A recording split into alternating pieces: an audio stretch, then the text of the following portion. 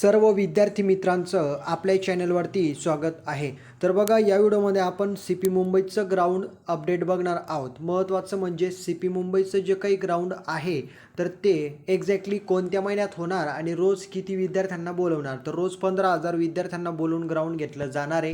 त्याच्यानंतर ग्राउंड कोणकोणत्या ठिकाणी होईल आणि महत्त्वाचं म्हणजे डबल फॉर्म भरणारे या ठिकाणी डबल फॉर्म भरणाऱ्यांचे फॉर्म तर रद्दच होणार आहे, परंतु मुंबईला सुद्धा भरपूर विद्यार्थ्यांचे फॉर्म रद्द होणार आहेत. आता नेमकी अपडेट काय आलेली आहे, कोणाचे फॉर्म मुंबईला रद्द होतील आणि महत्त्वाचं म्हणजे मुंबईचं ग्राउंड कधी होईल, रोज किती विद्यार्थ्यांना बोलवलं जाणार आहे आणि मुंबईच्या जागा वाढणार आहेत का, या संदर्भात अतिशय महत्त्वपूर्ण अपडेट मी तुमच्यासाठी घेऊन आलेलो आहे. तर ज्या विद्यार्थ्यांनी CP मुंबईला मुंबई शहरला अर्ज केलेला आहे, त्याच्यामध्ये मुलं असो किंवा मुली, तर अशा सर्व विद्यार्थ्यांसाठी हा आपला व्हिडिओ अतिशय महत्त्वाचा ठरणार आहे.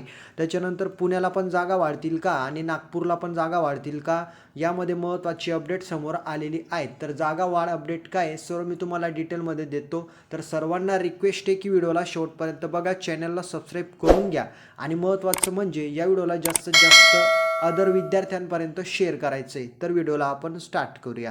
आता मित्रांनो बघा, एक महत्त्वपूर्ण अपडेट तुम्हाला मी डिटेलमध्ये देतोय, त्याच्यामुळे व्हिडिओला स्किप करून पाहू नका. आता बघा, समोर तुम्ही चांगल्या पद्धतीने बघू शकतात की या ठिकाणी मुंबईची जाहिरात आहे, त्याच्यानंतर किती रिक्त जागा आहे त्याची संपूर्ण माहिती देण्यात आलेली आहे. मुंबईला टोटल 2459 जागा रिक्त आहे. त्याच्यापैकी महिलांच्या या ठिकाणी जागा पाहू शकतात 739 एवढ्या महिलांच्या आहे, राहिलेल्या पुरुषांच्या. ठीक आहे. आता महत्त्वाचं म्हणजे बघा, ज्या विद्यार्थ्यांनी, आता मी तुम्हाला ग्राउंड मुंबईला कधी होईल, 15,000 विद्यार्थी एका दिवसात येतील का हे मी तुम्हाला नंतर सांगतो. त्याच्या अगोदर एक गोष्ट लक्षात घ्या, ज्या विद्यार्थ्यांनी डबल फॉर्म भरलेले आहेत, अगोदर एक गोष्ट लक्षात घ्या की पोलीस भरतीमध्ये तुम्ही किती फॉर्म भरू शकतात.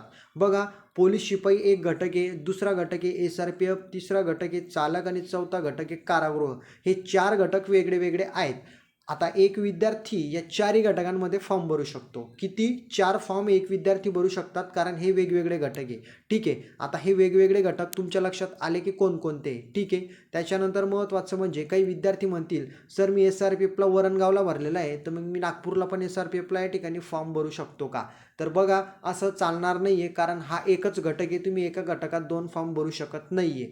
तर हे अलाउड नाही आहे. पहिली गोष्ट तर हा GRमध्येच उल्लेख आहे की एक विद्यार्थी एका घटकात एकच अर्ज करू शकतो. घटक म्हणजे जिल्हा आणि महत्त्वाचं म्हणजे त्याच्यामध्ये पोस्ट आहे. SRPFचं वेगळं डिपार्टमेंट आहे, त्याच्यानंतर चालकचं वेगळं आहे, सगळ्या गोष्टी वेगवेगळ्या आहे याच्यामध्ये. आता तुम्ही म्हणाल, सर मी जळगाव शिपाईला जर फॉर्म भरला तर मी मुंबई शिपाईला भरू शकतो का. नाही भरू शकत, कारण तुम्ही या ठिकाणी जिल्हा पोलीसला जर जळगावला अर्ज केला आहे आणि मुंबईला पण केला तर तो डबल फॉर्म होईल आणि हे अलाउड नाही आहे. असं केलं तर तुमचा फॉर्म रद्द होईल आणि हाच प्रकार पुण्याला झालेला आहे. ज्या विद्यार्थ्यांनी 2019च्या भरतीमध्ये डबल फॉर्म भरला, अशा विद्यार्थ्यांची पोलीस दलामध्ये निवड पण झाली आणि महत्त्वाचं म्हणजे ते 3-4 वर्षापासून सर्व्हिस पण करत होते, परंतु आता ती गोष्ट शासनाच्या लक्षात आली आणि त्यांनी नवीन GR काढून अशा विद्यार्थ्यांची या ठिकाणी सर्व्हिस थांबवली जाईल, त्यांना नोकरीवरून काढलं जाणार आहे. या संदर्भात एक नवीन GR जाहीर करण्यात आलेला आहे. याचा अर्थ असा आहे की विद्यार्थी डबल फॉर्म भरू शकत नाही आहे. जर भरला तर त्याच्यानंतर तो चेक होईल 1 वर्षांनी, 2 वर्षांनी, 3 वर्षांनी. तो चेक झाल्यानंतर जर आढळलं की याने डबल फॉर्म भरून गव्हर्नमेंटचे शासनाचे नियम तोडले,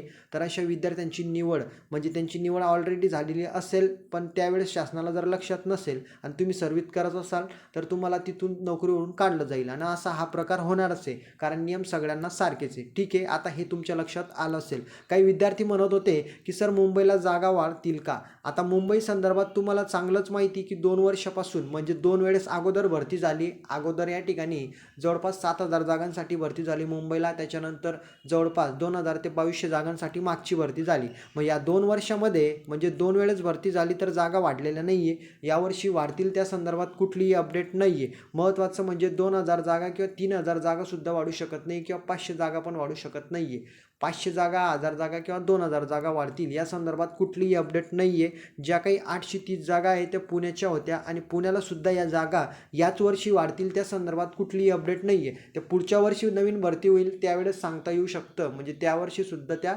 भरल्या जाऊ शकतात. त्याच्यामुळं या भरतीमध्ये वाढतील का ते कोणीही सांगू शकत नाही आहे.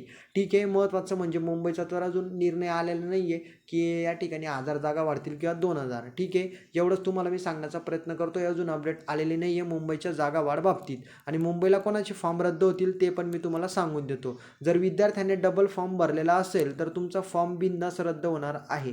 काही विद्यार्थ्यांचा या ठिकाणी मुंबईला अगोदर फॉर्म भरला, त्याच्यानंतर तिथं त्यांनी कॅन्सल केला आणि पुण्याला भरला, म्हणजे अदर ठिकाणी त्यांनी असं केलेलं आहे. मग अशा विद्यार्थ्यांचा काहींचा फॉर्म कॅन्सल झालेला नाही आहे तरी त्यांनी दुसऱ्या ठिकाणी फॉर्म भरून दिलेला आहे.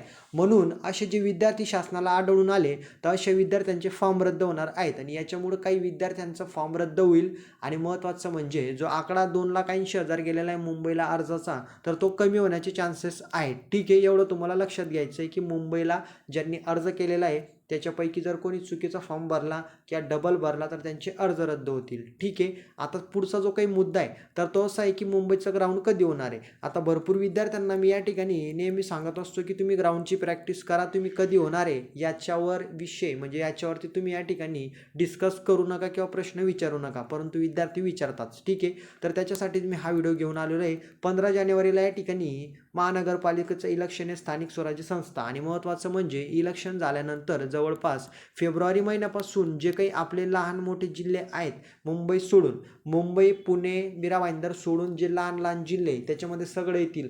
या ठिकाणी कोल्हापूर असो किंवा त्याच्यानंतर जळगाव, नाशिक, त्याच्यानंतर समजा आपलं जालना, बीड, धाराशिव, कुठलाही जिल्हा असू द्या, मुंबई मोठ्या मोठ्या ठिकाणी सोडून यांचं ग्राउंड फेब्रुवारीमध्ये सुरू होणार आहे. आणि मुंबईचं जे ग्राउंड आहे तिथं अर्ज जास्त आलेले आहे, तिथल्या नियोजनाला वेळ लागतो, म्हणून ते मे महिन्यापासून सुरू होणार आहे. कोणत्या महिन्यापासून? मे महिन्यापासून.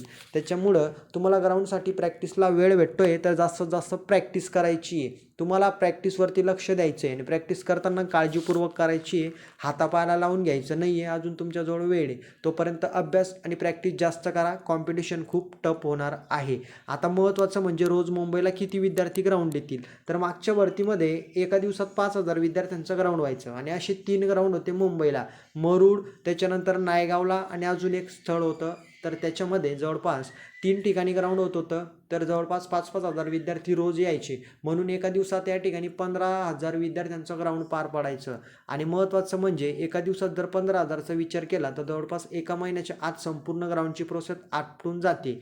तर त्याच्यामुळं 15,000 विद्यार्थी एका दिवसात ग्राउंड येतील तर 2,80,000 विद्यार्थ्यांना किती दिवस लागतील हे तुम्हाला आता कमेंटमध्ये सांगायचं आहे. त्याच्यानंतर जर समजा पाऊस वगैरे काही पडला तर ग्राउंड या ठिकाणी डिले होतो थोडं, म्हणजे ते पुढं ढकललं जातं, कारण विद्यार्थ्यांना व्यवस्थित ग्राउंडवरती पळता येत नाही. महिलांचं सेपरेट ग्राउंड होतं, पुरुषांचं सेपरेट होतं. त्याच्यामुळं काळजी करू नका, दोघींचं वेगळं वेगळं होतं. दोन्हींचं या ठिकाणी वेळ त्याच्यानंतर वारसुद्धा वेगवेगळा असणार आहे, तो स्पेशल या ठिकाणी लक्षात येणार आहे. महत्त्वाचं म्हणजे सांगण्याचा एकच मुद्दा होता की ग्राउंडला तुम्हाला वेळ भेटणार आहे. मुंबईला कोणाचा फॉर्म रद्द होईल, काय होईल सगळं मी सांगितलं. जागा वाढतील का नाही ते पण सांगितलेलं आहे. त्याच्यानंतर रोज किती विद्यार्थ्यांचा ग्राउंड होईल ते पण मी तुम्हाला सांगितलेलं आहे.